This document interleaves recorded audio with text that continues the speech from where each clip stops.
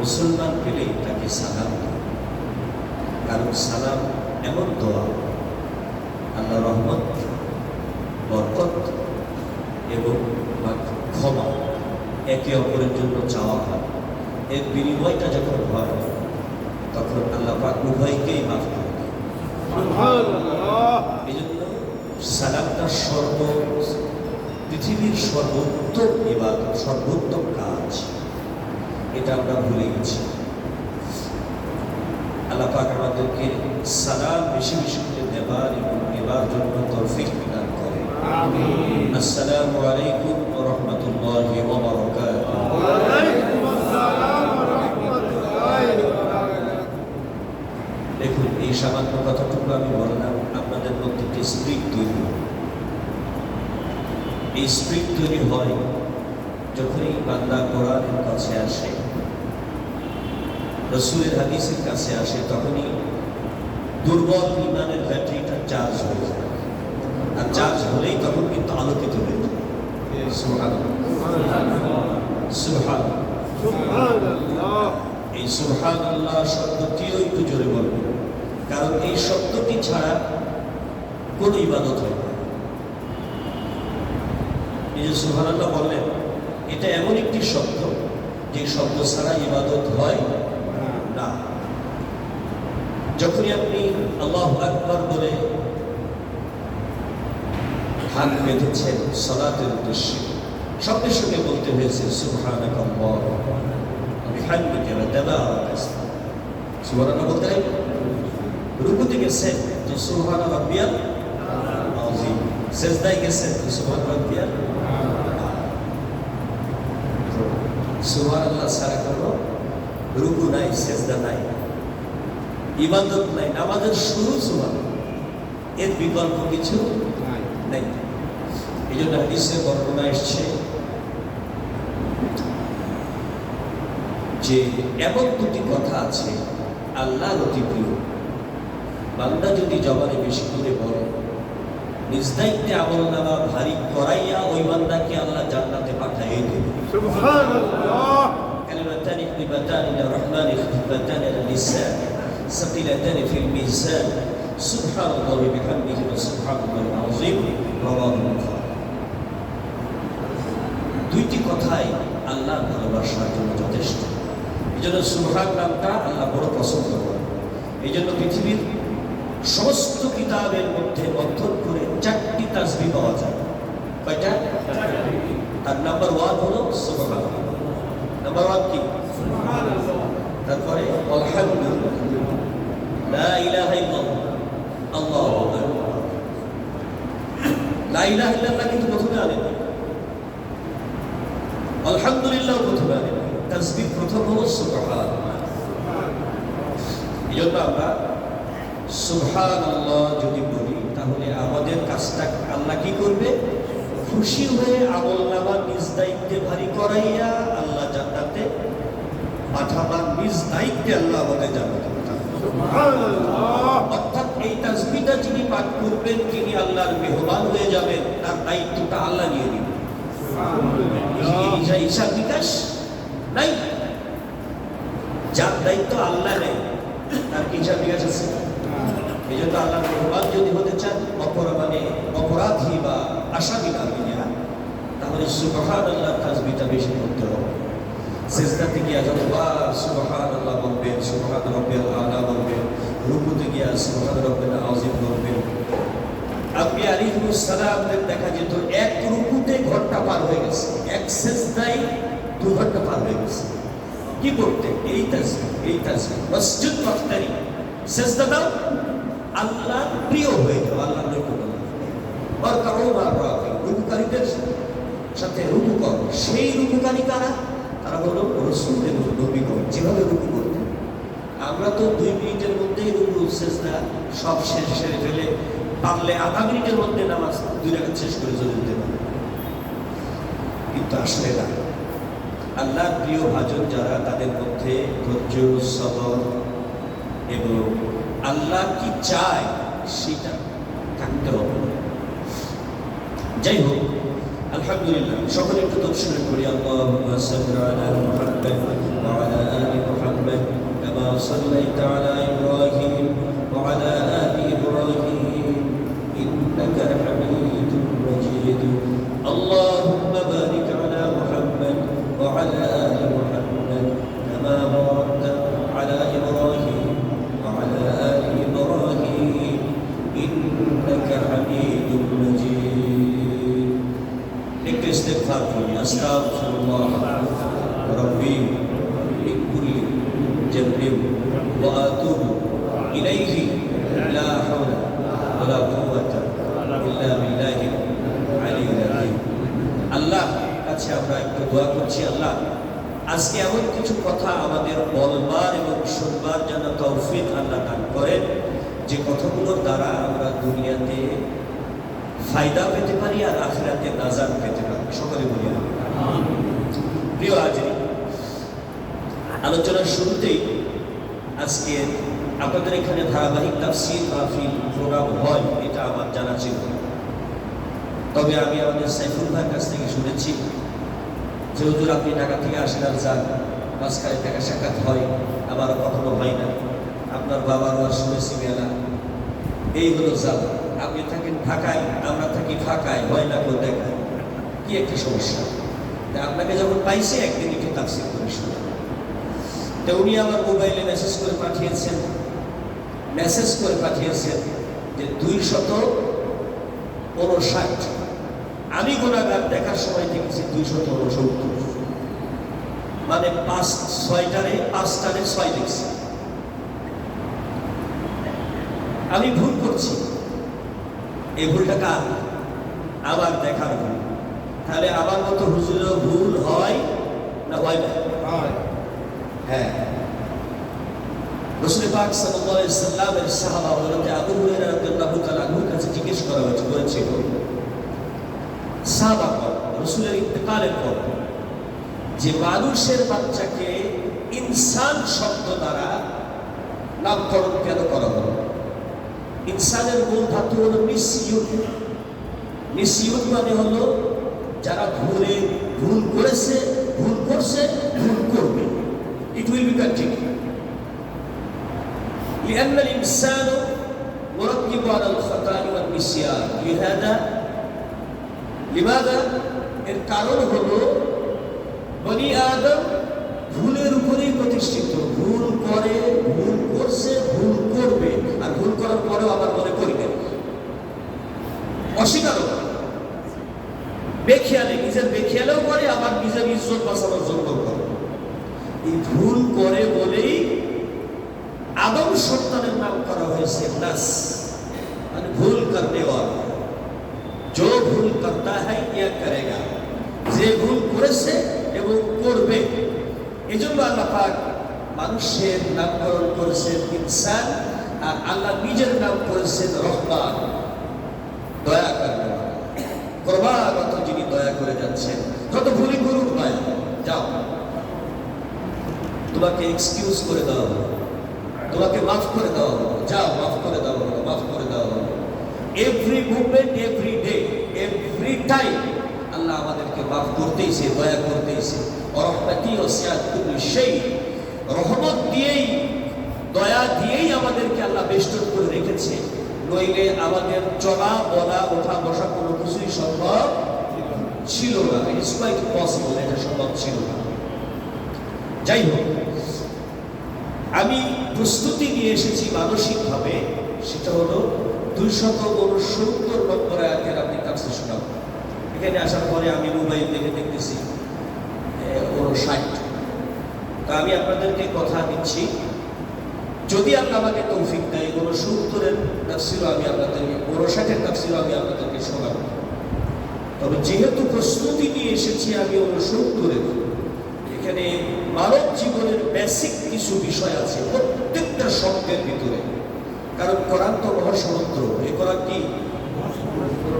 আমি যদি একটি শব্দের তাফসীরও যদি সঠিক ওজনে না করি, তাহলে জবাবদিহিতা আমার নাই। কি বলেন? সবার আগে জান্নাতে যাবে আলেমরা, আর সবার আগে জান্নাতেও যাবে আলেমরা। আল উলামা ওয়ারাসাতুল আম্বিয়া। আর পৃথিবীর সবচাইতে ওলামারা হলো আম্বিয়াদের ওয়ারিস। আবার পৃথিবীর সবচাইতে বড় আলেম সৃষ্টির যিনি ছিলেন সে হলো আজাদের সরকার। এই উভয় জিনিসটাই আপনাকে বোঝার বিষয় আছে।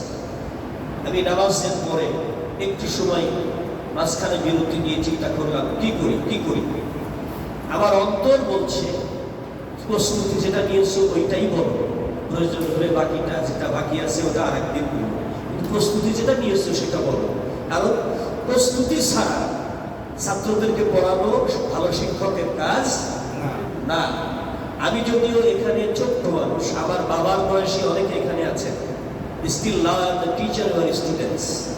The audience বলতেছে যে আমরা তাফসীর শুনি, যদি বলেন কি শুনবেন? তাফসীর শুনবেন। আলহামদুলিল্লাহ, আমি তাফসীর করব। আসুন আমরা তাফসীর আকারেই কথাগুলো শুনবো, যেটুকু বাকি থাকবে, যেটুকু বলবো সেটুকু শুনবেন ইনশাআল্লাহ। তাফসীর করতে হলে বেসিক ভাবে 11টি বিষয় আসবে। সিদ, আকাইদ, ফিতর, শুরুত, মানাকিব, আদব, আহকাম, কাওয়াইদ, মাসাইল, ওয়া মা উনজিলা মিন ক্বাবলিক, ওয়া তারিখ। এই মৌলিক 11টি বিষয় আসতে হবে আল্লাহ এই প্রতিটি বাণীর উপরে, শব্দের উপরে। প্রত্যেকটি শব্দের মধ্যে নিগুড় তত্ত্ব, তথ্য, উপাত্ত এবং শিক্ষা, মাসালা এগুলো আছে। এই বিষয়গুলোকে মন্থন করে বের করে নিয়ে আসা, এইটার নাম হলো তাফসীর। সুবহানাল্লাহ। একটা শব্দের তাফসীরের ভিতরে কি থাকবে? তত্ত্ব, তথ্য, উপাত্ত, শিক্ষা, মাসালা, বর্জনীয়, গ্রহণীয়, এই বিষয়গুলো থাকবে প্রত্যেকটি শব্দের ভিতরে। এজন্যই আসুন আমরা আল্লাহ রাব্বুল আলামিনের কোরআনে পাকের থেকে তাফসীর আকারে আমি কথা বলার জন্য চেষ্টা করছি। যেটা আমি প্রস্তুতি নিয়ে এসেছি, কর্তৃপক্ষকে আমি অনুরোধ করছি ইনশাআল্লাহ আমি অন্য কোনো দিন যদি সম্ভব হয় আপনার ওই বিষয়ের ওই আয়াতগুলোর আমি তাফসীর করে দেব ইনশাআল্লাহ, যদি আমার হায়াতে করে। বারবার আমি আরো 2-4 বার যদি আসি আপনাদের আপত্তি আছে? আছে? নাই। আমি শোনাবো ইনশাআল্লাহ, অথবা আল্লাহ পাক আমাকে তৌফিক না দিলে আমি শুনতে পারবো না। ইচ্ছাটা কার? আল্লাহ। আসুন, আউযু বিল্লাহি মিনাশ শাইতানির রাজীম। বিসমিল্লাহির রহমানির রহিম। ইউতিল হিকমাহ মান ইয়াশা ওয়া মান ইউতাল হিকমাহ ফাকাদ উতিয়া খায়রান কাসীরা ওয়া মা ইয়াযাক্কারু ইল্লা উলুল আলবাব। সাল্লাল্লাহু আলাইহি ওয়া সাল্লাম। 69 নম্বর আয়াতটি, 269 নম্বর আয়াতটি আমি তেলাওয়াত করলাম, ছোট্ট আয়াত, কিন্তু এই আয়াতের মধ্যে মনে হচ্ছে যেন গোটা পৃথিবীকে ঢুকিয়ে দেওয়া হয়েছে। আল্লাহু আকবার বলেন। আপনি না বুঝেও যদি বলেন আল্লাহু আকবার, তাহলে চারটা ফায়দা পাবেন। কয়টা? আল্লাহু আকবার, আল্লাহ শব্দেরও 4টা অক্ষর, আকবার শব্দেরও 4টা অক্ষর। আল্লাহু আকবার একবার উচ্চারণ করলে 80টি সওয়াব পাবেন। তাহলে বলেন আল্লাহু আকবার। ফায়দাও আছে 4টা। ফায়দা কয়টা? 4টা। 1 নাম্বার, আল্লাহ রাব্বুল আলামিন আল্লাহু আকবার শব্দ শুনলে আল্লাহ খুশি হয়ে যায় ওই বান্দার। আল্লাহু আকবার শব্দ শুনলে জীবনের গুনাহগুলো মাফ হয়ে যায়। আল্লাহু আকবার শব্দ শুনলে আল্লাহ পাক রব্বুল আলামিন ওই বান্দার প্রতি যদি কোনো অপরাধ করে থাকে সেই অপরাধগুলো খুশি হইয়া মাফ করে দেয়। আর শয়তান থাকলে ভেতরে শয়তান দূর হয়ে যায়। এজন্য এই 4টি উপকার আছে আল্লাহু আকবার। এজন্য জবান খুলে বলি আল্লাহু আকবার। তাড়াহুড়ো করা যাবে না, অস্থিরতার দরকার নেই। ইসলামে অস্থিরতার কোনো জায়গা নাই। যেমন হাদিসে পাকে রাসূল পাক সাল্লাল্লাহু আলাইহি ওয়াসাল্লাম বলেছেন, عن خباب بن الأريث رضي الله تعالى عنه أنه قال شكونا إلى رسول الله صلى الله عليه وسلم وهو متمسك بردة له في ظل الكعبة فقلت يا رسول الله لا تقولنا يا رسول الله ألا تستنصرنا يا رسول الله فقال رسول الله صلى الله عليه وسلم من قبلكم من دعا إلى الله اتخذ الكافرين فغرق إلى صدره ثم يأتي بالمنشاء فإذا على رأسه ثم يجعل نصفين هل يبلغ أشده ذلك عن ديني الله لا يتمم الله هذا الأمر حتى يسير راكب من سدات الأهل الموت لا يخاف إلا الله وأنتم تستعجلون رواه البخاري আল্লাহ রাব্বুল আলামিন রাসূলের কাছে দুইজন সাহাবা গেছেন মার খাইয়া আবু জাহেলের হাতে জোরে বলেন কার হাতে আবু জাহেলের হাতে মায়ের খেয়ে গিয়ে তরবারি কোমর থেকে বের করে বলতেছে ইয়া রাসূলুল্লাহ আর কতদিন মার খাবো আর তো জানেন সহ্য হয় না আপনি অনুমতি দেন এখনই আবু জাহেলকে কতল করব সুবহানাল্লাহ বাংলাদেশেও এমন একটা সময় ছিল মনে হতো যে আর কতদিন আমরা মায়ের খাবো কি বলেন এরকম একটা ভাব ছিল কি ছিল হ্যাঁ মুখ খুলে কথা বলারও পরিবেশ ছিল না এমন পরিবেশ ছিল কি ছিল না হ্যাঁ তাফসীর করতেও অনেক কষ্ট হয়েছে ধরে বলেন ঠিক কি না আলেমরা জবান খুলে কথা বলতেও পারে নাই কিন্তু সে সময়টা কি হয়েছে চেঞ্জ হয়ে গেছে এই অনুকরণ করলো কে আল্লাহ আল্লাহর হাবিব বললেন খাবাবুল আরিফ আব্দুল্লাহ ইবনে মাসউদ আনতুম তাস্তাজিলুন তোমরা তাড়াহুড়া করো না তাড়াহুড়ো করো না আমি নবী তোমাদের বলতেছি এমন একটি সময় আসবে এই আরবের সানা ইয়েমেনের সীমান্ত হাজরা মাউত পর্যন্ত আরবের শেষ প্রান্ত উত্তর থেকে দক্ষিণ নারীরা রাত্রের বেলায় যদি পূর্ণ সেজে গুজেও যদি হাঁটাচলা করে তাদের দিকে হাত বাড়াবার মতো এমন কোনো মানুষ থাকবে না তোমরা পুরুষ মানুষ তোমাদের গায়ে হাত দেওয়া তো দূরের কথা এমন কোনো মানুষ খুঁজে পাওয়া যাবে না সেই দিন আসতেছে তার মানে ইসলামের বিজয় আসতেছে ইসলামের বিজয় আসতেছে কোন জায়গা থেকে কোন পর্যন্ত তার সীমানা আল্লাহ রাসূল বলে দিলেন ধরে বলেন সুবহানাল্লাহ যে অতি দ্রুত এই জায়গা থেকে এই জায়গা পর্যন্ত এই সীমানার মধ্যে নিরাপত্তা বা ইসলাম কায়েম হয়ে যাচ্ছে তাড়াহুড়ো করো না ধরে বলেন সুবহানাল্লাহ তাড়াহুড়ো করা যাবে না তাড়াহুড়ো করাটা শয়তানের লক্ষণ এজন্য রাসূল পাক সাল্লাল্লাহু আলাইহি ওয়াসাল্লাম বলেছেন খায়রুল উমুরি আওসাতুহা মধ্যপন্থা অবলম্বন করবা এটাই হলো উত্তম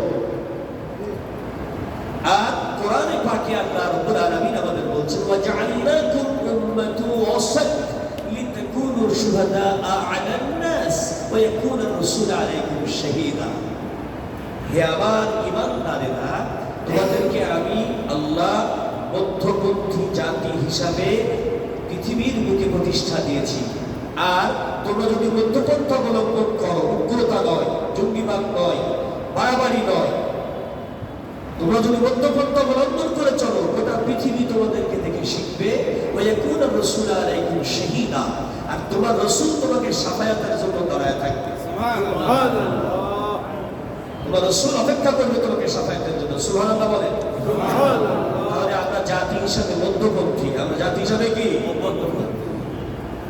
আমরা মধ্যপন্থী পন্থা অবলম্বন করব ইনশাআল্লাহ আজকের তাফসীরও তাই আলোচনা করা হবে ইনশাআল্লাহ এখানে প্রথম শব্দটি আমরা পড়তেছি সকলে বলুন আউযু বিল্লাহি মিনাশ শাইতানির রাজীম বিসমিল্লাহির রহমানির রহিম কি বলেন আউযু বিল্লাহি পড়া দরকার আছে না ইযা কারাতাল কুরআন ফাস্তাইজ বিল্লাহি মিনাশ শাইতানির রাজীম তোমরা যখনই কোরআন বোঝার জন্য বসবে তখনই তোমরা শয়তানের কাছ থেকে আমার কাছে তুমি শেল্টার দিবে বাধা চাইবে কারণ শয়তান যদি শয়তানকে আমি প্রতিহত করতে পারি আর কেউ পারে না জোরে বলেন পারবে না বাংলাদেশের সেনাপ্রধান কি শয়তান ট্যাকেল করতে পারে তাই যদি বাধ্যতালী সেনাবাহিনীর মধ্যে এত শয়তানি হয় কি করে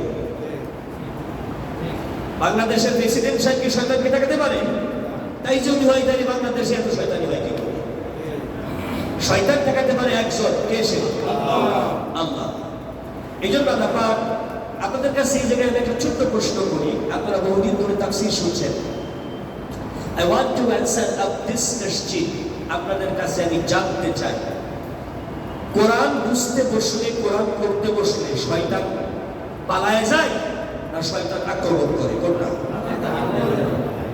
কি বলে? দেখেন, দুই ভাগ হয়ে গেছে। এক গুরু বলছে পালায় যায়, আর এক গুরু বলতেছে আক্রমণ করে। আসলে শয়তান আক্রমণ করে, এটাই সত্য। জোরে বলে আল্লাহু আকবার। আপনি বলুন, রাস্তা দিয়ে যাচ্ছে অন্ধকারে, মনে করেন রথখোলার মোড়ে ছিনতাইকারী আপনার একটা ধরছে রাত্র 3:30টার সময়। এরকম শেষরা ছিনতাইকারী আছে না গোষ্ঠীর? হ্যাঁ। এখন যদি আপনাকে দেখে ছিনতাইকারী পালিয়ে যায়, তাই তো আপনি বলবেন না যে আমারে বাঁচাও, বলবেন আউযুবিল্লাহ, বলবেন আউযুবিল্লাহ মানে আমারে বাঁচাও, রক্ষা করো। যদি আপনাকে থেকে পালায়েই যায়, তাহলে আউযুবিল্লাহ বা বাঁচাও, রক্ষা করো বলার কোনো প্রয়োজন হয় না। সে যদি আক্রমণ করে তখনই কেবল বলা হয় যে কে কে কোথায় আসো, আমার তুমি রক্ষা বাঁচাও। তাহলে বোঝা যায় নামাজে শুধু শয়তান আক্রমণ করে না, নামাজে যখন কোরআন তেলাওয়াত করা হয় তখন শয়তান আক্রমণ করে। জোরে বলে আল্লাহু আকবার। এই পৃথিবীতে আসমান থেকে এসেছে শয়তানও, আসমান থেকে এসেছে। শয়তান কোথা থেকে এসেছে? আসমান। কি জন্য? আমাদেরকে জাহান্নামে নিতে। নাউজুবিল্লাহ বলেন। আর কোরআনও এসেছে আসমান থেকে, আমাদেরকে কোথায় নিতে? জান্নাতে নিতে। তাহলে শয়তানের কাজ হলো মানুষকে জাহান্নামে নাও, সে হাজি হোক আর হুজুর হোক আর যেই হোক, ধরো আর কায়দা করে জাহান্নামে পাঠাও। মানুষকে জাহান্নামে বানাবার জন্য শয়তান এসেছে পৃথিবীতে আসমান থেকে। আর আসমান থেকে কোরআন এসেছে গুনাহগার, খাতাকার, অপরাধী, যে যত বড় গুনাহগার হোক ওকে গুনাহ মাফ করাইয়া যে কোনো মূল্যে জান্নাতে নিতে হবে। তাহলে কোরআনের মিশন যা, শয়তানের মিশন তার উল্টা, ঠিক কি না? কোরআন বলে যা, শয়তান বলে তার উল্টা। শয়তান দেখায় সিরাতুল জাহিম, জাহান্নামের রাস্তা, অন্ধকারের রাস্তা, আর কোরআন দেখায় আলোর রাস্তা, জান্নাতের রাস্তা। এই জন্য আল্লাহ রাব্বুল আলামিন বলছেন, যখনই তোমরা কোরআন নিয়ে বসবে, সাহিত্য নিয়ে বসো, ইতিহাস নিয়ে বসো, গণিত নিয়ে বসো, ভূগোল নিয়ে বসো, শয়তান আউযুবিল্লাহ পড়ার কোনো দরকার নাই, শয়তান তোমাকে কিছুই বলবে না। কিন্তু যখনই তুমি কোরআন নিয়ে বসবে, তখনই শয়তান বুঝবে যে এই লোকটা জান্নাতের পথে রওনা দিয়েছে। বলে বলেন সুবহানাল্লাহ। এই লোকটা জান্নাতের পথে রওনা, যারা বলতেছে আর যারা শুনতেছে উভয়ই জান্নাতের পথে রওনা দিয়েছে, এদেরকে ট্যাকল করতে হবে। জোরে বলেন আল্লাহু আকবার। বুখারী শরীফে এই বিষয়ে অনেক ঘটনা রয়েছে। ছোট্ট একটি কথা বলবো, খুব খেয়াল করো। হযরত রাসূল পাক সাল্লাল্লাহু আলাইহি ওয়াসাল্লাম দাওয়াতি মিশনে রওনা দিয়েছেন, দাওয়াত দেওয়ার জন্য। মদিনা মেন রাস্তা দিয়ে আল্লাহ রাসূল পাক সাহাবাদের নিয়ে তাসবিহ করতে করতে রওনা দিয়েছেন ইসলামের দাওয়াত দেওয়ার জন্য। কি বলেন, তাবলীগ জামাতের ভাইরা এরকম দাওয়াত দেওয়ার জন্য বের হয় না দল ধরে? আল্লাহ রাসূল কিন্তু সাল্লাল্লাহু আলাইহি ওয়াসাল্লাম এইভাবে বেরিয়েছেন। হঠাৎ করে রাসূল পাক কারীম সাল্লাল্লাহু আলাইহি ওয়াসাল্লামের নজরে দেখতে পাইতেছে মদিনার মূল রাস্তা আড়াআড়ি পার হইয়া আযাজিল শয়তান দৌড়াইয়া পাইতেছে। নজর, আমার আপনার নজর আর বিশ্ব নবীর নজর কি এক নজর? কি বলেন? নবীর নজরে তো ফেরেশতাও ধরা পড়ে, আমার নজরে ফেরেশতা ধরা পড়ে। আপনার জামার সাথে কিরামুন আর কাতিবিন আছে, আপনি দেখতে পাইতেছেন, কিন্তু নবীর চোখে কিন্তু এটা ধরা পড়ে। সুবহানাল্লাহ বলেন। ফেরেশতারাও নবীর নজরে ধরা পড়ে, আপনার আমার নজরে ধরা পড়ে না। তাহলে আমার আপনার নজর আর রাসূলের নজর এক না। আল্লাহর হাবিব চিৎকার করে ডাকতেছেন, ওই আযাজিল স্টপ, কোথা থেকে আসতেছিস? আল্লাহর হাবিব যদি বলে আযাজিল দাঁড়া, যাইতে পারবে? যে নবীর আঙ্গুলের ইশারায় আকাশের চন্দ্র দ্বিখণ্ডিত হয়, তার হুকুম অমান্য করে আযাজিল যাইতে পারবে? ও জায়গায় দাঁড়ায় গেছে। তাহলে যাকে নিয়ে সবচাইতে বেশি ভয়, সেই লোকটা ডাক দিছে, দাঁড়ায় কাঁপতেছে, কোথায় গিয়েছি? আযাজিল বলছে, আমি আসমান দিয়ে ভেসে যাচ্ছিলাম। টার্গেট কোথায় যাবো, ওয়াসওয়াসা কারে দেবো, কার ইবাদত নষ্ট করে কাকে জাহান্নামী বানাবো। কিন্তু আমি দেখলাম মেঘের উপরে দাঁড়ায় দাঁড়ায় আল্লাহর এক মুমিন যুবক বান্দার জন্য অসংখ্য ফেরেশতা এমন ভাবে দোয়া করতেছে, আর ওই বান্দা মদিনার এই মহল্লার ভিতরে এমন ভাবে আল্লাহর কোরআন তেলাওয়াত করতেছে আর অর্থ বুঝতেছে, বুঝে বুঝে চোখের পানিতে মুখ ভাসাইতেছে। এই যুবকের জন্য দোয়া করতেছে ফেরেশতারা। আমার চিন্তা হলো যে আল্লাহ বুঝে এই যুবকের জান্নাতের তালিকায় নাম তুলে দিল রে, দেখাইতে হবে। এখন আমি কোন কায়দায় ওর বাড়িতে ঢুকে ওয়াসওয়াসা দিয়ে ওর কোরআন পড়া বন্ধ করব আর রহমতের দোয়াটা বন্ধ করার ব্যবস্থা করব, যাতে ওকে জাহান্নামী বানানো যায়, রহমত আসা বন্ধ হয়ে যায়। কারণ আমি নিশ্চিত যেইভাবে ফেরেশতারা দোয়া করতেছে ও তো জান্নাতের তালিকায় নাম উঠেই যাবে। জোরে বলেন সুবহানাল্লাহ। আমি শয়তান, এটা তো সহ্য করতে পারি না, তাই তাড়াতাড়ি করে নেমে আসলাম। ওর বাড়ির মধ্যে ঢোকার জন্য রেডি হইলাম মানব স্রোতে, যে একটা ডাক দেব। কিন্তু সামনে হঠাৎ করে দেখি ওমর আসতেছে। পৃথিবীতে যে কয়টা মানুষকে আমি বেশি ভয় পাই তার মধ্যে একজন হলো ওমর। কারণ তাফসিরে আসছে ওমর রাদিয়াল্লাহু তাআলা যে রাস্তা দিয়ে যাইতেন, শয়তান 40 দিন মিনিমাম ওই রাস্তায় যাইতেন না। জোরে বলেন আল্লাহু আকবার। কারণ ওমর কাউকে মানতো না, কোরআন বলবে যা, ওমর মানবে না। এটাই ছিল ওমরের রাদিয়াল্লাহু তাআলার চরিত্র। এখন ঘটনা ঘটলো কি, রাসূল পাক সাল্লাল্লাহু আলাইহি ওয়াসাল্লাম বললেন তারপর আর কি, ওয়াসওয়াসা দেওয়ার কথা আমি ভুলে গেছি। ওমরকে দেখার সাথে সাথে আমার কাপড় নষ্ট হয়ে গেছে, আমি গিয়ার চেঞ্জ করে পেছনে দিছি দৌড়, আর দৌড় দিয়ে রাস্তা পার হইতে গিয়ে আপনার সাথে দেখা হয়ে গেছে। মানে বাঘ থেকে দৌড় দিছি, সিংহের সামনে পড়ে গেছি। সুবহানাল্লাহ।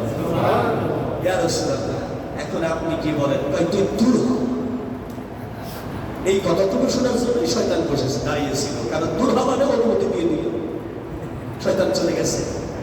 আল্লাহ রাব্বুল আলামিন এর নবী সাল্লাল্লাহু আলাইহি সাল্লাম, এজন্যই নবী সাল্লাল্লাহু আলাইহি সাল্লাম বলছেন, যদি কোনো বান্দা কোরআন পড়ে, বুঝে, অধ্যয়ন করে, কোরআন পড়ার ব্যাপারে বেসিক 3টি কথা আছে কোরআনে।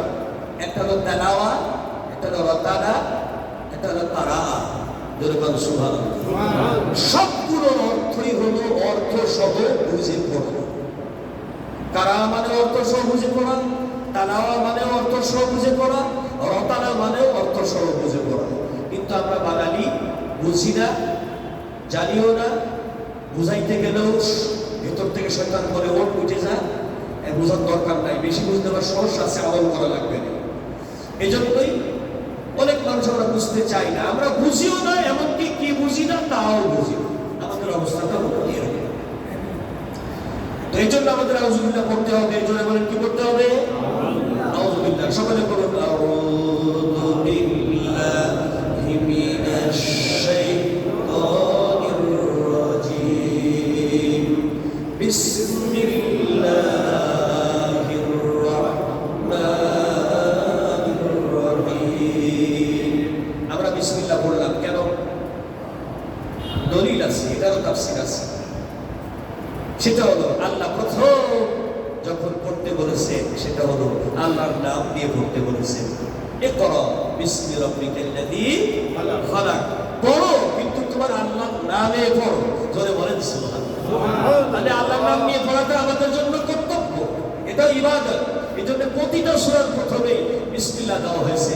আরেকবার বলেন আল্লাহু আকবার। আল্লাহু আকবার। প্রত্যেকটা সূরার প্রথমে বিসমিল্লাহ বলা হয়েছে।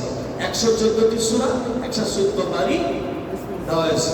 যদিও এক সূরায় ডবল আসছে, এক সূরায় আপনার আসেই নাই, সূরা তাওবাতে বলা হয় নাই। এটারও কারণ আছে, ওইদিকে আমি যাইতে চাই না। এখন আমি আপনাদেরকে যে কথাটি বলতে চাচ্ছিলাম সেটা হলো এই তেলাওয়াতকৃত যে আয়াতটি 269 নম্বর আয়াতে, ইউতুল হিকমা, আল্লাহ রাব্বুল আলামিন বর্ণনা করছেন যাকে হিকমত প্রদান করা হয়। মাইয়াশা, আল্লাহ পাক রব্বুল আলামিন যাকে ইচ্ছা করেন তাকে প্রজ্ঞা দান করেন। খুব মনোযোগ দিয়ে আপনারা শুনুন। জ্ঞানের বিভিন্ন স্তর আছে। জেনারেলি জ্ঞান 2 প্রকার। জেনারেলি জ্ঞান কয় প্রকার? একটাকে বলা হয় সেন্স, একটা বলা হয় নলেজ। একটা হলো অর্জিত জ্ঞান, লেখাপড়া করে, অ্যালফাবেট পড়ে, স্কুলে গিয়ে, উস্তাদের কাছে গিয়ে, শিক্ষকের কাছে গিয়ে, ইমাম সাহেব, হাফিজ সাহেবের কাছে গিয়ে, পীর সাহেবের কাছে গিয়ে, মুহাদ্দিস সাহেবের কাছে গিয়ে, প্রফেসরদের কাছে গিয়ে শিখতে হবে। আর একটা হলো সেন্স, যেটা সৃষ্টিকর্তা স্বয়ং দান করেন প্রতিটি প্রাণীকে। আল্লাহু আকবার।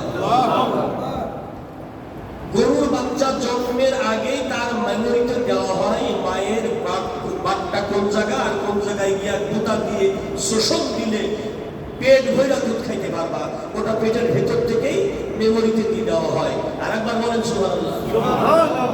এই জন্য দেখবেন সূরা বাকারা, এই সূরার নাম হলো গরুর সূরা। বাকারা মানে কি? গাভী। গাভী যখন বাচ্চা দিয়ে দেয়, ওই বাচ্চাকে পেটের মধ্যেই মেমোরি দিয়ে দেয় যে কোন জায়গায় মায়ের গুঁতা দিয়ে মুখ লাগাইয়া শোষণ দিলে তোমার গরম খাওয়ার ব্যবস্থা আছে, সেটা কিন্তু আগেই মেমোরিতে দেওয়া হয়। ওকে ইসলামিক ইউনিভার্সিটিতে ওই বাচ্চাকে ভর্তি করা লাগে না। ধরে বলেন লাগে নাকি? পৃথিবীর কোনো গরুর বাচ্চা কি কোনো বিশ্ববিদ্যালয়ে পড়ানো লাগে? তাহলে ওর কি আছে? সেন্স আছে। এই সেন্সটা দিছে কে? আল্লাহ। ইলমের একটা পার্ট হলো সেন্স। যেমন বলা হচ্ছে ওয়াল্লামা আদামাল আসমাআ কুল্লাহা। Try to understand the habit. খুব মনোযোগ সহকারে বোঝার চেষ্টা করুন। আমি আদমকে সৃষ্টিজগৎ পৃথিবীর সমস্ত জ্ঞান দান করলাম। জোরে বলেন আল্লাহু আকবার। আল্লাহ আসমান জমিন এই পৃথিবী সৃষ্টিজগৎ সৃষ্টি করেছেন 6 দিনে। কয় দিনে? এ ব্যাখ্যা তো আপনারা শুনছেন ইতিপূর্বে। কিন্তু আদম আলাইহিস সালামকে বানাইতে সময় লাগলো 120 বছর। Why? I want to answer up this question. কেন এই টাইমটা লাগলো?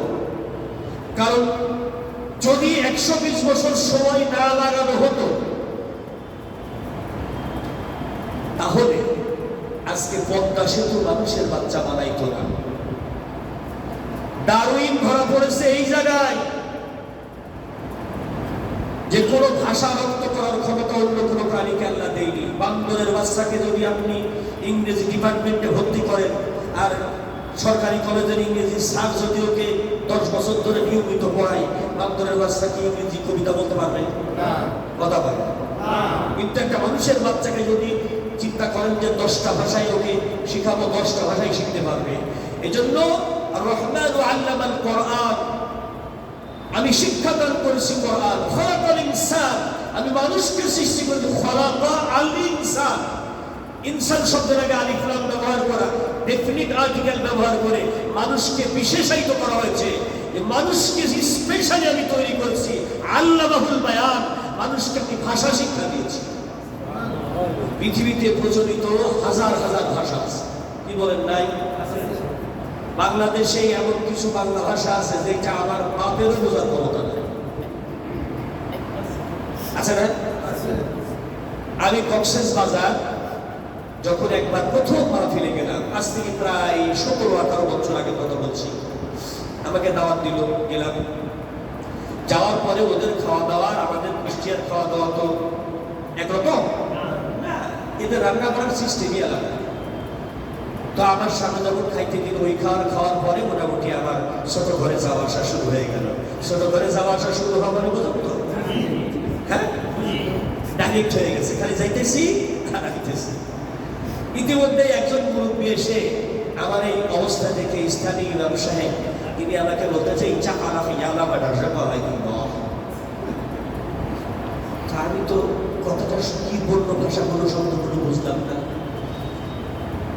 ফার্সিও কিছুটা বুঝি, উর্দুও কিছুটা বুঝি, ইংরেজিও বুঝি মোটামুটি, আরবিও বুঝি, বাংলাও বুঝি, কিন্তু এই বেটা কি কই সিটাকে গেল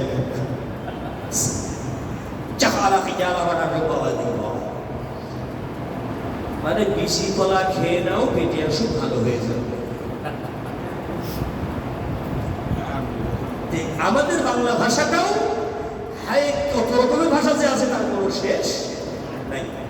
ভাষা শিক্ষা দিয়েছে কে? আল্লাহ।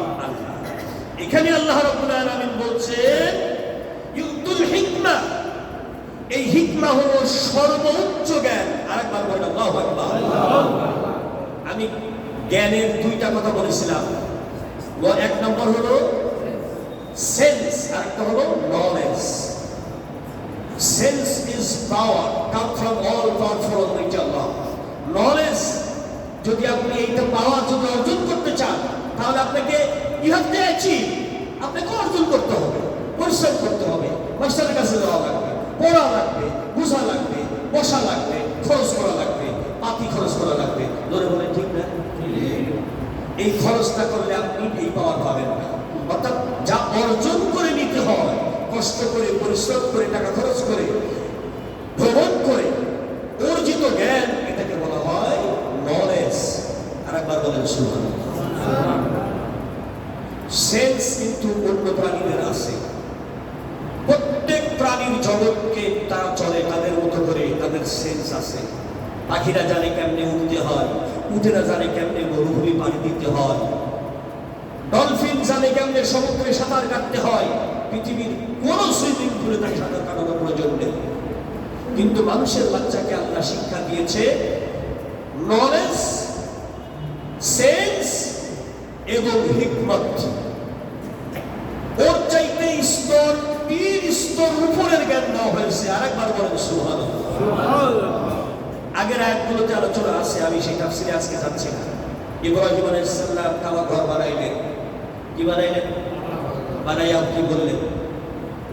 ওয়াবা'আস রাব্বানা ওয়াবা'আস ফীহিম রাসূলান, আল্লাহ তুমি আমাকে দান করো মিন যুররিয়াতিনা, আমার বংশের ভিতরে এমন একজন রাসূল পাঠাইও, ইয়াতলু আলাইহিম আয়াতিক ওয়া ইউআল্লিমুহুল কিতাবা ওয়াল হিকমা, এমন একজন রাসূল পৃথিবীতে আসবে যিনি তোমার আয়াত মানুষকে শিখাবে, ইলম শিখাবে, হিলিম শিখাবে, জ্ঞান শিখাবে, হিকমত শিখাবে।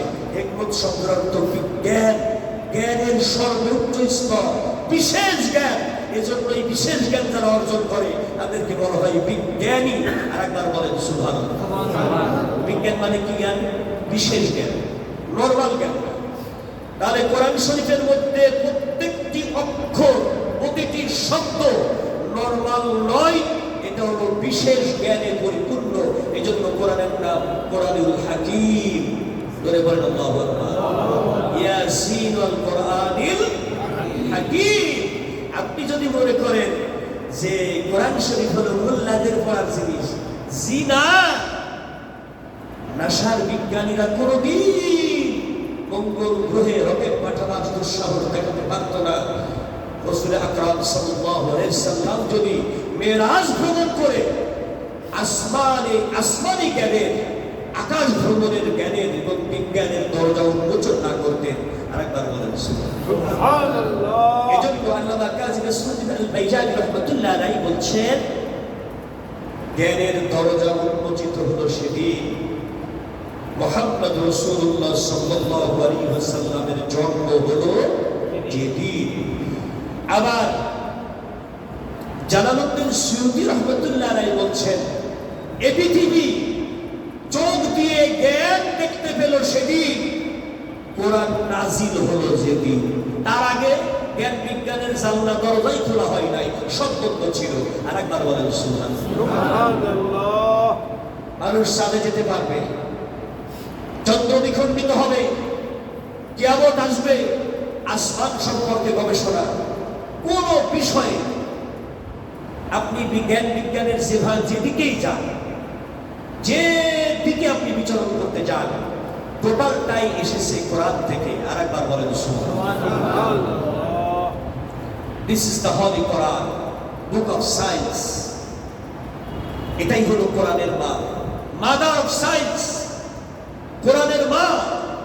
এজন্যই আল্লাহ রাব্বুল আলামিন বলছেন ইউতুল হিকমা মাইয়াশা, আমি আল্লাহ রাব্বুল আলামিন এই পৃথিবীর যত মানুষ আছে তাদের মধ্য থেকে বাছাই করে যাকে মনে করি, ইশা মানে ইচ্ছা করা। আরেকবার বলেন ইশা মানে কি করা? ইচ্ছা করা। আমি যাকে ইচ্ছা করি তাকে আমি প্রবল জ্ঞানের অধিকারী বানাই। আরেকবার বলেন সুবহানাল্লাহ। খালি হিকমত মানে কিন্তু নরমাল জ্ঞান না। হাকিম মানে হলো বিজ্ঞানী, নরমাল জ্ঞান না, প্রবল জ্ঞান।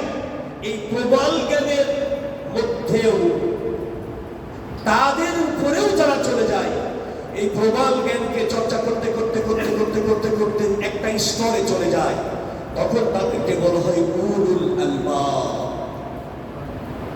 উলুল আলবাব তারা সাধারণ বিজ্ঞানী নাই, বিজ্ঞানীদেরকেও যারা কোর্স করায়, শিক্ষকের শিক্ষক, উস্তাদুল আসাতিজা, শিক্ষকদের যিনি উস্তাদ। আরেকবার বললেন আল্লাহু আকবার। আল্লাহ রাব্বুল আলামিন বলছেন, মাইয়ুতাল হিকমাতা ফাকাদ উতিয়া খায়রান কাসীরা। আমি আল্লাহ রাব্বুল আলামিন যাকে হিকমত নামক এই বড় নিয়ামতটা দান করি, জ্ঞানের দাম সবচাইতে বেশি। তাই মা কানের সোনা বিক্রি করে সন্তানকে জ্ঞান শেখাবার জন্য কলেজে পাঠান। যদি বলেন ঠিক কিনা? জ্ঞানের দাম সবচাইতে বেশি, এজন্য মা গলার হার বিক্রি করে বাচ্চাকে হেফজখানায় পাঠায় হাফেজ হওয়ার জন্য, বিশ্ববিদ্যালয়ে পাঠায়। বাবা তার সোনার ফসলের জমি বিক্রি করে বাচ্চাকে বিশ্ববিদ্যালয়ে পাঠায়, যে জ্ঞানের দাম বেশি। আবার সন্তানকে মানুষ বানাতে হবে, তার মানে যতক্ষণ সে জ্ঞানী হয় না ততক্ষণ সে মানুষ হিসাবে পরিগণিত হয় না। আরেকবার বলেন ঠিক কিনা?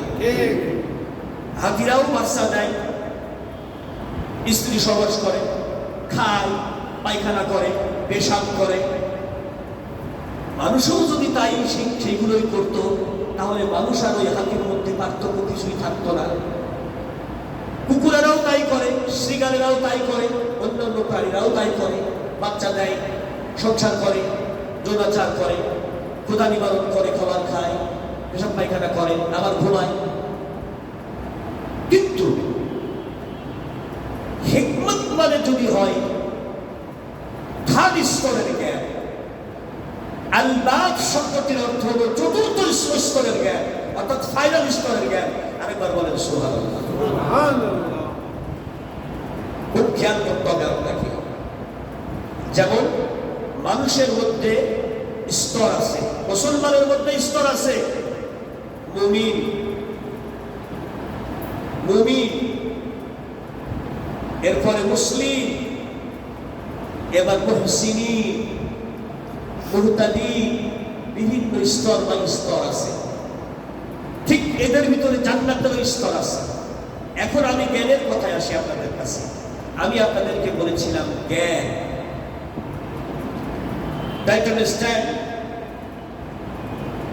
খুব ছোট্ট চিকন কথা। আপনারা জ্ঞানী গুণী মানুষ, পৃথিবীর সমস্ত জ্ঞানীদের কথা, এই পৃথিবীতে যাহা কিছু মিথ্যা তাহা জ্ঞান নয়। আরেকবার বলেন সুবহানাল্লাহ। আমার সবাই কি বলতে পারবেন?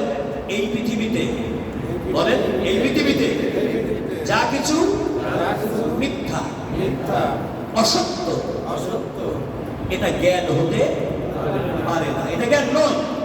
যা কিছু মিথ্যা এটা জ্ঞান নয়। আজকে শিক্ষা ব্যবস্থার বিরুদ্ধে আমরা কথা বলছি কেন? ডারউইনবাজি একটা মিথ্যা জ্ঞান আমাদের দেশের বুদ্ধিজীবীরা কায়দা করে চাপাই দিতে চাচ্ছে। মানুষের সন্তান বা আদমের বা সন্তান নয়, মানুষকে আল্লাহ পাঠাই নাই, মানুষ আসলে হইল বান্দরের বংশধর। এই জ্ঞান আসলে কি জ্ঞান না মিথ্যা? এজন্যই এ সমাজ পাল্টাতে হবে, সিলেবাস পাল্টাতে হবে, এটাকে উল্টাতে হবে। আর এটা এমনি উল্টানো যাবে না। জ্ঞানী যেটা মিথ্যা সেটা কখনো জ্ঞান হতে পারে না। আরেকবার বলে ঠিক কিনা? যেমন চুরি, গ্রামারের ভাষায় কিছু করা, কিছু খাওয়া, ওঠা বসা সবই হলো কাজ। কিন্তু আপনি বলেন পকেট মারা, এটা কি কোনো কাজ? না, কাজ, ও তো কাজ না। চুরি করা এটা কোনো কাজ? এখন আপনি ফার্স্ট ক্লাস গেজেটেড অফিসার, সচিবালয়ে বসে আছেন, এয়ার কন্ডিশন রুমে বসে সারাদিন কলম দিয়ে ফাইল পিষতেছেন আর ঘুষ খাইতেছেন। ও কি কাজ করতেছে না অকাজ করতেছে? তাইলে বোঝা যাচ্ছে যে উনি সচিবালয়ে চাকরি করতেছেন ঠিকই, আসলে কাজ করতেছেন না। উনি কি করতেছেন? এই অকাজ যখন বেড়ে যায় তখন আল্লাহ রাব্বুল আলামিন গজব দিয়ে দেয়, পরিবেশ পাল্টিয়ে দেয়। জোরে বলেন আল্লাহু আকবার। আমাদের বাংলাদেশে অকাজ কুকাজ বেশি বাইরে গেছিল, এই জন্য আল্লাহ পাক ইচ্ছা করে পরিবেশ পাল্টায়া দিছে। আরেকবার বলেন আল্লাহু আকবার। অকাজ বেশি বেড়ে গেছিল না, সেজন্য আল্লাহ পরিবেশ কি করছে? পাল্টায়া দিছে। আগের আয়াতগুলোতে আলোচনা আছে ইব্রাহিম আলাইহিস সালামের জামানায় কিভাবে অকাম কুকাম বেড়ে গেছিল, আল্লাহ পাক কিভাবে নমরুদকে শায়েস্তা করছিল, ইত্যাদি ইত্যাদি অনেক ঘটনা আছে, সেগুলো আমি বলতে চাই না। খুব বেসিক কথাটা আপনি বুঝে নেন, যেটা মিথ্যা, যেটা অন্যায়, সেটা কোনোদিন জ্ঞান হতে পারে না। যদি বলেন জ্ঞান হতে পারে না। যেমন আপনাকে বলি, কলেজের মধ্যে বা হাই স্কুলের মধ্যে কিছু চরিত নিয়ম, মৌলিক নিয়মের কিছু অঙ্ক করানো হচ্ছে। সেখানে কি বোঝানো হচ্ছে যে 10 কেজি দুধের মধ্যে যদি 5 কেজি পানি দেওয়া হয় তাহলে দুধের পরিমাণ কত দাঁড়াইল? কতটা বুঝতেছেন তো? মানে ওই ছেলে কর্মজীবনে যাওয়ার আগেই দুধে পানি মিশানো শিখাচ্ছে। একই জ্ঞান? এটা জ্ঞান নয়। এটা বাদ দিয়া অন্য আরো সুন্দর অনেক কিছু ছিল, সেগুলো শিখাইতে পারত। তাহলে সুকৌশলে নাস্তিকেরা মুসলিম অধ্যুষিত এই বাংলাদেশের প্রতিটি মুসলিম পরিবারে ইমানদার মা বাবার সন্তানদেরকে জ্ঞানের পরিবর্তে অন্যায় কিছু শিখাচ্ছে বিভিন্ন কায়দায়, যেটা জ্ঞান নয়, যেটা নলেজ নয়, যেটা সেন্স নয়, যেটা সায়েন্স নয়, যেটা হিকমত নয়, যেটা প্রজ্ঞা নয়, যেটা দিয়ে মানুষ হবে না, অমানুষ হবে, সেই শিক্ষা দেওয়া হচ্ছে। এটাকে পরিবর্তন হওয়া দরকার। অবশ্যই এটা পরিবর্তন হওয়া দরকার। প্রত্যেকটি গার্ডিয়ানকে সচেতন হতে হবে। বিজ্ঞান আপনার অর্থ ব্যয় হয়ে যাচ্ছে, কিন্তু আপনার বাচ্চাটা কি শিখতেছে? আপনাকে জানতে হবে এটা, নইলে আপনাকে ছাড় দেওয়া হবে না। কারণ আপনাকে প্রজ্ঞা দেওয়া হয়েছে। আল্লাহ রাসূল সাল্লাল্লাহু আলাইহি ওয়াসাল্লাম বলেছেন, আলা কুল্লুকুম রাঈন, তোমরা প্রত্যেকে রাখাল, ওয়া কুল্লুকুম মাসউলুন আন রায়াতিহি, তোমাদের অধীনস্থদের সাথে তোমরা ঠিকমতো ডিলিংস হচ্ছে কিনা, বাবার সঙ্গে সন্তানের ডিলিংস ঠিক মতো হচ্ছে কিনা, স্ত্রীর সাথে স্বামীর ডিলিংস ঠিক মতো হচ্ছে কিনা, পুত্রের সাথে পুত্রবধূর ডিলিংস ঠিক মতো হচ্ছে কিনা। এই হিকমত দিয়েছে, এই জ্ঞান দিয়েছে আমার আল্লাহ। মানুষের ব্যক্তিগত জ্ঞান যথেষ্ট নয় আল্লাহর কাছে যাওয়ার জন্য, আল্লাহর জান্নাত পাওয়ার জন্য। এজন্য আল্লাহ আবার জ্ঞান পাঠিয়েছে। জোরে বলেন, সে জ্ঞানের নাম কি? ইয়াসিনুল কুরআনিল হাকীম। আল কুরআন মা নাযালাল্লাহু সুবহানাহু ওয়া তাআলা লিহিদায়াতিল বাশার, গোটা পৃথিবীর মানুষকে সরল, সুন্দর এবং সঠিক পথটি দেখাবার জন্য যা নাজিল করলেন আলা মুহাম্মাদুর রাসূলুল্লাহ মুহাম্মদ সাল্লাল্লাহু আলাইহি ওয়াসাল্লামের উপরে বিমুকাদ্দারিস জরুরিয়া, প্রয়োজন অনুসারে আয়াতান আয়াতান, নাজমান নাজমান, আও সূরাতান সূরাতান। هذا الكلام الكلام القرآن الفرقان الحكمة। আরেকবার বলেন সুবহানাল্লাহ। এটাই হলো কোরআন, এটাই হলো হিকমত, এটাই হলো জ্ঞান। এজন্য কোরআন যে জানে না, সে আল্লাহর সৃষ্টি জগতের আসলেই তেমন কিছু জানে না। এখানে বিশেষ ক্যাডার অনেকে থাকতে পারেন, গাদা গাদা টেবিল ভর্তি বই আপনি পড়তে পারেন। ডক্টর মোহাম্মদ শহীদুল্লাহ আফসোস করে বলেছিল, আমি 18টি ভাষা শিখেছি, 18টি ভাষা শিখেছি, ডক্টরেট ডিগ্রি লাভ করেছি, কিন্তু আল্লাহর কোরআন পড়তে গিয়ে আমি দেখলাম যে আমি মূর্খ ডক্টর, আমি আসলে কিছুই পারি না, কিছুই শিখি নাই। এই কোরআন থেকে কিছু শিক্ষা অর্জন করলাম। আরেকবার বলেন সুবহানাল্লাহ। এই জন্য আমি ধন্যবাদ জানাই এখানকার যে কমিটি রয়েছে, তারা যে তাফসীর আকারে আল্লাহর কোরআনকে বোঝার জন্য জ্ঞান, মন্থনকৃত জ্ঞান, যাচাই বাছাই করে জ্ঞান, জ্ঞানীদের কাছ থেকে জ্ঞান বিতরণের একটা ব্যবস্থা করেছে। এটার দ্বারা উপকার হচ্ছে জাতির। জোরে বলেন আল্লাহু আকবার। এটা কন্টিনিউ জারি রাখার জন্য আল্লাহ তৌফিক দান করেন। সকলে বলি আমিন।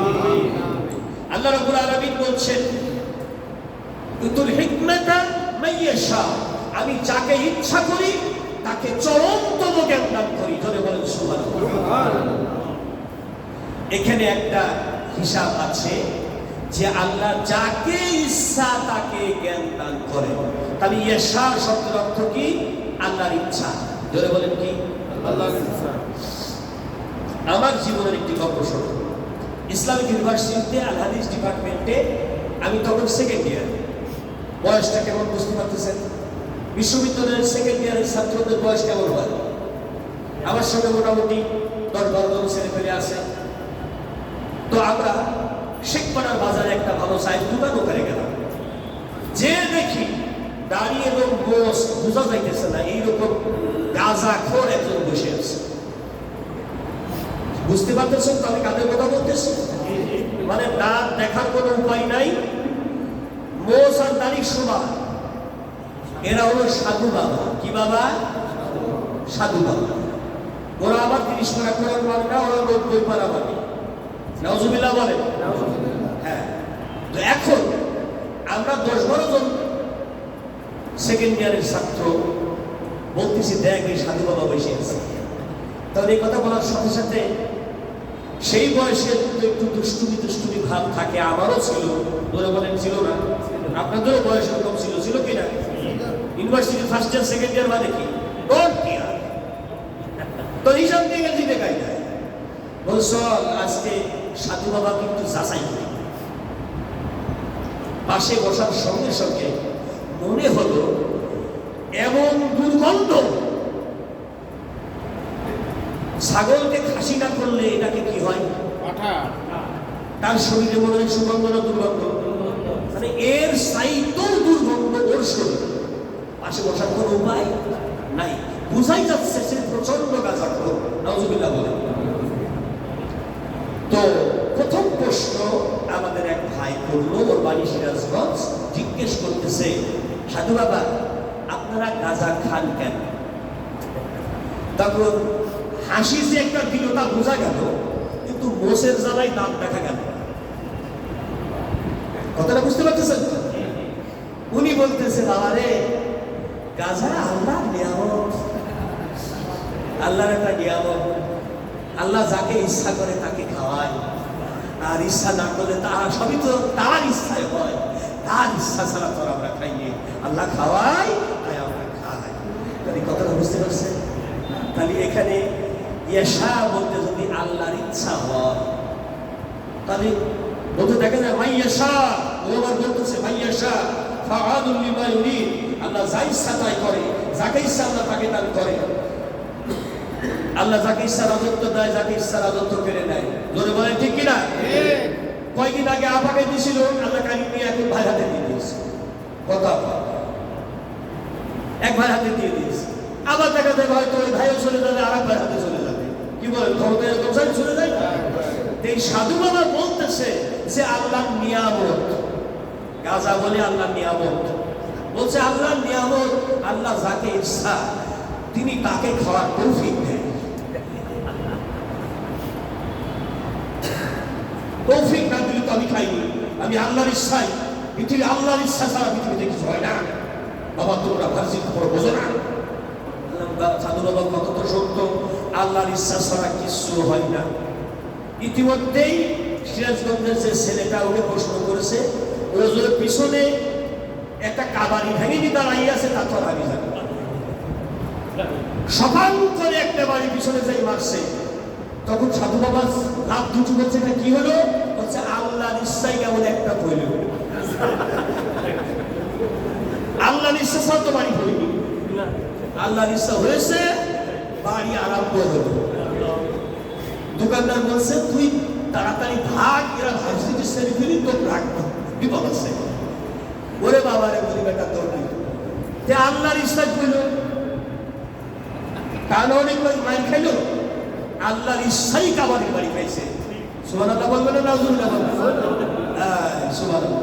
ও বলছে আল্লাহ যদি ইচ্ছা না করে আমি গাঁজা খাতাম না। আল্লাহ নিয়ামত, আল্লাহ যাকে ইচ্ছা করে তাকে খাওয়ায়। এ বলাও সারা, কাবারি দিয়ে বাড়ি দেওয়াও সারা।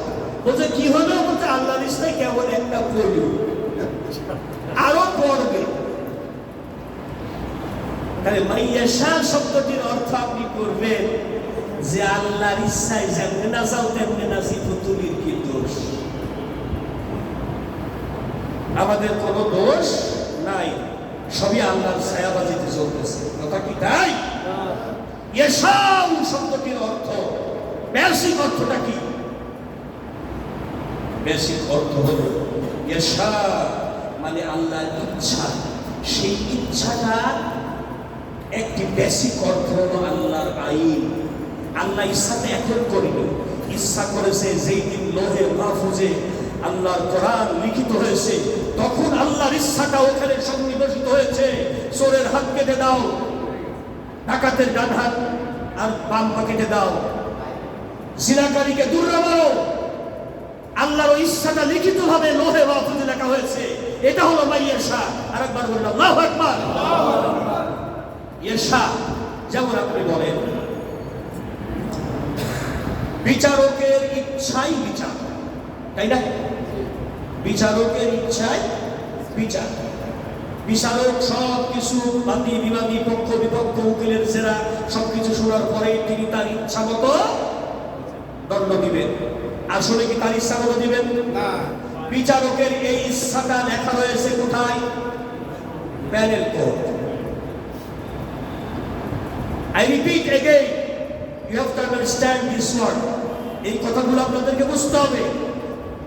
বিচারকের ইচ্ছাই বিচার হচ্ছে, কিন্তু এই ইচ্ছাটা লেখা হয়েছে কবে? মিস্টার লর্ড মেকুলে প্যানেল কোড রচনা করেছেন। মনে করেন একটা চোর ধরা পড়েছে, প্যানেল কোড যেদিন রচিত হয়েছে সেই 60-এর দশকে, কি বলেন? তখনটাই সেই মিস্টার লর্ড মেকুলের কোরআনের বিপরীতে আইন তার ইচ্ছাটা প্রয়োগ করেছে এখানে। The thief man will be punished for a crime which makes 10 to 3 years or with fine or with both. একজন চোরকে ধরা পড়লেও তার একটা সম্মান আছে, অতএব তার হাত কাটা যাবে না। তার পরিবর্তে তাকে 3 বছরের জেল দাও অথবা কিছু জরিমানা করো অথবা উভয় দণ্ডে দণ্ডিত করে ছেড়ে দাও। চোরের একটা মান সম্মান আছে। এটা হলো প্যানেল কোডের ইচ্ছা, আইন। সেই আইনটা হলো এই ইচ্ছা দিয়ে বিচারক বিচার করে। ধরে বলেন ঠিক কিনা? এইটা কি আপনি পাল্টাইতে পারছেন? আল্লাহ রাব্বুল আলামিন ইচ্ছা করছে পৃথিবীর জমিনে যদি কোনো চোর ধরা পড়ে, সে মহিলা চোর হোক আর পুলিশ চোর হোক, ও ব্যাংকের টাকা চুরি করুক আর দোকানের মাল চুরি করুক, মহিলা হোক অথবা পুরুষ হোক, ধরো হাত থেকে দাও। বিধানটা কার? আল্লাহ। এই ইচ্ছাটা কার? আল্লাহ। এই ইচ্ছাটা আল্লাহ লিখেছে কবে? লোহে মাহফুজ সৃষ্টি হয়েছে জবে। আর একবার বলেন সুবহানাল্লাহ। এই কোরআনের বাণী কোথায়? বাল হুয়া কুরআনুম মাজিদুন ফি লাওহিম মাহফুজ, সূরা বুরুজ 30 পারার শেষ আয়াত। খুব খেয়াল করতে হবে আপনাকে। তাহলে এটা আল্লাহর ইচ্ছা। আল্লাহর ইচ্ছাটা লিখিত হয়েছে লোহে মাহফুজে, সুরক্ষিত সেই ফলকে। ওখান থেকে জিবরিল আমিনের মাধ্যমে টাইম টু টাইম যে আইন যখন দরকার আল্লাহ রাসূলের কাছে পাঠানো হচ্ছে, রাতে নবীরা সেটা লিখে লিখে পাণ্ডুলিপি তৈরি করতেছে। আর একবার বলেন সুবহানাল্লাহ। তাহলে মাইয়াশা মানে আল্লাহ এখন ইচ্ছা করছে না, আল্লাহর কাছে অতীত বর্তমান ভবিষ্যৎ বলে কিছু নাই।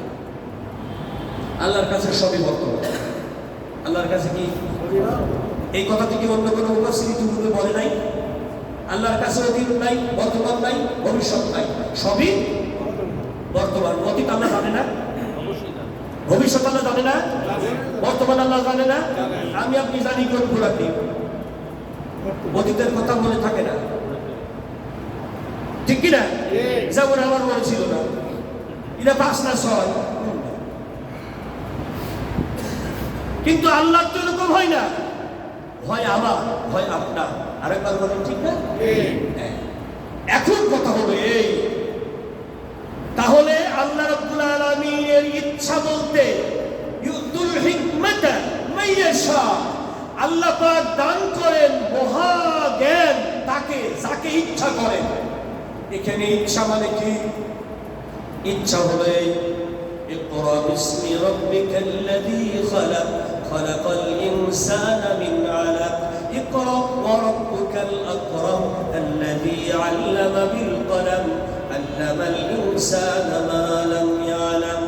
আল্লাহর ইচ্ছা হইল পড়ো হে বান্দা, মানুষের বাচ্চা, তোমার প্রভুর নামে পড়ো, যিনি তোমাকে সৃষ্টি করেছেন। এটাই তোমার উপরে প্রথম ফরজ। কেন পড়বে? আল্লামাল ইনসানা মা লাম ইয়ালাম, যে জ্ঞান পৃথিবীতে কোনোদিন মানুষ জানত না, জানা সম্ভব ছিল না, সেই মহাজ্ঞানের ভান্ডার আমি তোমাদের কাছে পাঠাইলাম। এই জ্ঞান তুমি পড়ো।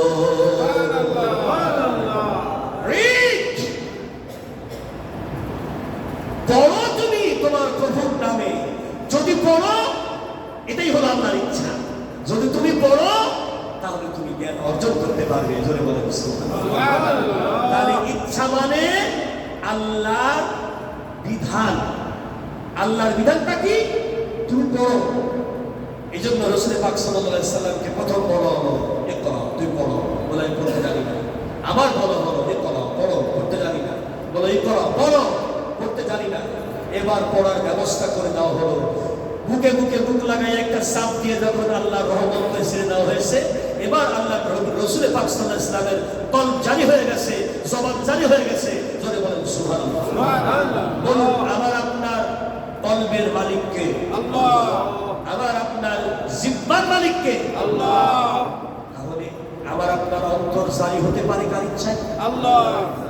জারি হবে তখন আমি অন্তর দিয়ে আর জিহ্বা দিয়ে পড়ব যখন, তখন কিন্তু আল্লাহ পাক হিকমত দান করবেন।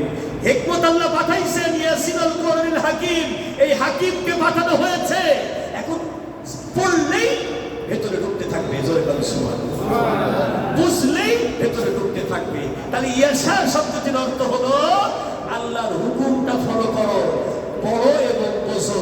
ইয়াশা মানে ওই গাঁজাখোরের মতো চিন্তা ভাবনা নিয়ে যে যেমনি নাচাও তেমনি নাচি, পুতুলির কি দোষ, এইটা না। ইয়াশা শব্দের অর্থ হলো আল্লাহর প্রদত্ত নিয়ম অনুযায়ী যদি আপনি চলেন, ওই প্রদত্ত নিয়ম ওটাই আল্লাহর ইচ্ছা। নিয়ম কানুনগুলো দিছে কে? আল্লাহ। তাহলে সেটা এখন দেয়নি, আজকে দেয়নি, এই সময় দেয়নি, ওটা 1400 বছর আগেই দিয়েছে। আর একবার বলেন সুবহানাল্লাহ। আল্লাহ রাব্বুল আলামিন বলছেন, সমাজের মধ্যে চুরি, ডাকাতি, খুন, খারাপি, রাহাজানি, অত্যাচার, অনাচার, অবিচার, দুরাচার, জিনা, ব্যভিচার, উচ্চামি, গুন্ডামি, শয়তানি, প্রতারণা, জালিয়াতি, অপকর্ম সব বন্ধ হয়ে যাবে তুমি যদি আবার কোরআন দিয়ে যদি তোমার ব্যক্তি জীবন, তোমার পারিবারিক জীবন, তোমার সামাজিক জীবন, তোমার শিক্ষা জীবন, তোমার রাষ্ট্র ব্যবস্থা, সংসার থেকে সংসদ, সব জায়গায় যদি কোরআন অনুযায়ী চলো, তাহলে রহমত এমনি নাজিল হবে। আরেকবার বলেন সুবহানাল্লাহ। কোন মানুষকে জান্নাতে যাওয়ার জন্য প্রার্থনা করা লাগবে না, আল্লাহর ইচ্ছা প্রত্যেকটা মানুষ জান্নাতে যাক। এই জন্যই আল্লাহ পাক জান্নাত বানাইছে 8খানা। আরেকবার বলেন সুবহানাল্লাহ। এই জন্যই আল্লাহ কোরআন পাঠাইছে যাতে প্রত্যেকটি মানুষ জান্নাতে যেতে পারে। জোরে বলেন সুবহানাল্লাহ। আল্লাহর হাবিব সাল্লাল্লাহু আলাইহি সাল্লামের কাছে একজন সাহাবা বেদুইন, উট চড়ায়, মরুভূমিতে, লেখাপড়া জানে না, এসে সরাসরি বলতেছে, উরিদু আন আযহাবু আল জান্নাহ, আমি যেতে চাই, আমার অন্তরের ইচ্ছা আল্লাহর জান্নাতে, বিগাইরি হিসাব। আমি কোনো হিসাব নিকাশ দিতে পারবো না, হিসাব ছাড়া আমি জান্নাতে যাব, আমি যেতে চাই। ইয়া রাসূলুল্লাহ, হে আল্লাহর রাসূল, উরিদু আন জওয়াব আস-সওয়াল, আমি জবাব চাচ্ছি আমার সওয়ালের, আপনি একটু বলেন, লাইন ঘাট বলেন, আমি হিসাব দেব না কিন্তু জান্নাতে যেতে চাই। জোরে বলুন সুবহানাল্লাহ। কি দেবে না? হিসাব দেবে না। কতক্ষণ লাগে? হিসাব দিয়ে যদি জান্নাতে যাওয়া লাগে, আবার আপনার মতো হুজুর জান্নাতে যেতে পারবে? খবরই আছে। বিনা হিসেবে যদি জান্নাত দিয়ে দেয় তাইলে তো গেলাম, খুশি আছে। জোরে বলেন সুবহানাল্লাহ। আপনারা হিসাব দিয়ে জান্নাতে যেতে চান কয়জন? হিসাব না দিয়ে কয়জন যেতে চান? একটু হাত করে, হিসাব না দিয়া। আলহামদুলিল্লাহ, এইটাই হলো প্রজ্ঞা, জ্ঞান, যে বান্দারে হিসাব এর কাছে যাইস না, তুই বিনা হিসাবে জান্নাতে যাওয়ার ব্যবস্থা কর। জোরে বল সুবহানাল্লাহ। এজন্য আল্লাহ পাক বলতেছে ওমাই ইউতিল হিকমাতা, যাকে আল্লাহ হিকমত দেয়, জ্ঞান দেয়, প্রজ্ঞা দেয়, সুবুদ্ধি দেয়, উতিয়া খায়রান কাসীরা, তাকে আল্লাহ অসংখ্য কল্যাণ দান করে। সে অসংখ্য কল্যাণের ফাইনাল কল্যাণ হলো আল্লাহর জান্নাত। রিজিকের অভাব হবে না, টেনশন থাকবে না, সম্মানের অভাব হবে না, দুনিয়াতেও শান্তি, আখেরাতে মুক্তির, কবরে কষ্ট হবে না, পৌঁছিদাতে পার হতে হবে না, আখেরাতে দাঁড়াতে হবে না, বিচার লাগবে না, হাউজে কাউসারের পানি পান করবা, সম্মানের জায়গায় থাকবা। তোমার অসংখ্য খয়রাত নিয়ামত দিয়ে তোমাকে ভরে দেবো আমি, যে হিকমত অবলম্বন করবে, অর্থাৎ আল্লাহর বিধানটা যে বুঝবে, মানবে, ওই হিসাব অনুসারে তাকে আল্লাহ অসংখ্য নিয়ামত দিয়া ভরপুর করে দেবে। ওয়া ইয়াযাক্কারু ইল্লা উলুল আলবাব, যে কথাগুলো এতক্ষণ বলা হলো, প্রজ্ঞাবান জ্ঞানী যারা, তারা ছাড়া এই কথাগুলো বুঝবে না। প্রজ্ঞাবান জ্ঞানী যারা, তারা বুঝবে না, গাঁজাখোররা বুঝবে না, বেনামাজিরা বুঝবে না, বেঈমানরা বুঝবে না। এই জন্য যারা উলুল আলবাব, যারা জ্ঞানের উপরে জ্ঞান রাখে, জ্ঞানীদেরকে জ্ঞান দিতে পারে, এই লোকগুলোই বুঝতে পারে কোরআনে এতক্ষণ আল্লাহ কি বলবো এই আয়াতের ভিতরে। সম্মানিত মুসল্লিয়ানে কেরাম, আমি আজকের আলোচনায় মনে হয় নতুন মানুষ, যদিও আমি আপনাদের কাছের ছেলে, শহরেরই ছেলে, যে এলাকারই ছেলে, কিন্তু অল্প কথায় স্বল্প সময়ে আমি যেই কথাগুলো আপনাদেরকে বললাম, জ্ঞান কি জিনিস, নলেজ কি জিনিস, সেন্স কি জিনিস, হিকমত কি জিনিস, উলুল আলবাব কি জিনিস, আসলেই করণীয় কি আমাদের করতে হবে, একটি জিনিস, সেটি হলো হিকমত এই কোরআন, হিকমা এই কোরআন, যেটা জ্ঞানের চাইতে উচ্চতর জ্ঞান ভান্ডার। এটাকেই আমাদের বুকে, জীবনে মরণে ধারণ করতে হবে। রাসূলের সেই হাদিসটা দিয়ে আমি আমার আলোচনা শেষ করতে চাই। সেটি হলো এই, ওই বেদুইন জিজ্ঞেস করছে হিসাব ছাড়া জান্নাতে যেতে চান। জোরে বলেন, কেমনে জান্নাতে যেতে চান? আমি হিসাব দিতে পারবো না, আমি জান্নাত চাই। আল্লাহ রাসূল সাল্লাল্লাহু আলাইহি ওয়াসাল্লাম চুপ করে আছেন। উত্তর আসবে কোথা থেকে? আল্লাহ সুবহান, জান্নাতের মালিকের কাছ থেকে আসবে। জোরে বলেন, ঠিক কিনা? কারণ কাকে হিসাব ছাড়া জান্নাত দেবে, আর কাকে হিসাব নিয়ে দেবে, আর কাকে অর্ধেক হিসাব নিয়ে দেবে, এটা ঠিক করবে কেনা? আল্লাহ মালিক। আপনার যদি এনএস রোডে একটা দোকান থাকে, সেই দোকানে আপনি কাকে মাল না দেবেন, মাল, কাকে মাল থাকতেও দেবেন না, আর কাকে টাকা নিয়ে দেবেন, আর কাকে বাকিতে দেবেন, এটা ঠিক করবে কি আরেকজন? দোকানের মালিক যে ঠিক করবে। এমন কিছু খরিদ্দার আছে, তাকে মামলা তো দেওয়াই লাগে, ফিতি লিপস্টিক 14 গোষ্ঠী দেওয়া লাগে, আর পকেটের মধ্যে রিক্সা ভাড়াও দিয়ে দেওয়া লাগে, তাড়াতাড়ি বাড়ি যায়। এরকম খরিদ্দার আছে না? কথা বলবে। আবার কিছু খরিদ্দার আছে, তারা আসার সাথে সাথে বলে আমার দোকানের সাথে সব মাল নাই, যা বলে মাল দেখা যাচ্ছে তো আছে, বলে তোর কাছে বিক্রি নাই সব, তার মানে ওর কাছে বিক্রি করা যাবে না, মাল থাকতে ওকে দেবে না। এজন্যই আল্লাহ পাকের দিকে তাকে অপেক্ষা করতেছে। আল্লাহর কাছ থেকে জিবরিল আমিন এসে বলতেছে, হাদিসে কুদসি, লাউ কানাল কুরআন ফিহা মিম্মা আকালাতুহুন নার, আল্লাহর দাউ দাউ করে জাহান্নামের আগুন থেকে যদি, স্পর্শ থেকে যদি কেউ বাঁচতে চায়, একমাত্র কোরআনকে জীবনের জন্য সেটা রবিনি নেয়। যে মানবে কোরআন, সে হবে আল্লাহর মেহমান, তার কোনো বিচার নাই, সে জান্নাতে যাবে, সেই হবে মুসলমান। এটাই হলো কোরআনের ফরমান। আপনারা বলেন সুবহানাল্লাহ। তাহলে বিনা হিসাবে জান্নাতে যাওয়ার জন্য আল্লাহ কোন হিকমত পাঠিয়েছে? আল কোরআন। এই কোরআন মানবে যে বিনা হিসাবে জান্নাতে যাবে সে। এখন আপনি বুকে বেজবারি কোন দলের দৌড়াবেন, কোন দিকে যাবেন, এটা আপনার হিসাবের ব্যাপার। আপনি কোথায় গিয়ে বলবেন আমি অমুক দলের সৈনিক, অমুকের আদর্শের সৈনিক, এই সমস্ত বলে লাভ হবে না।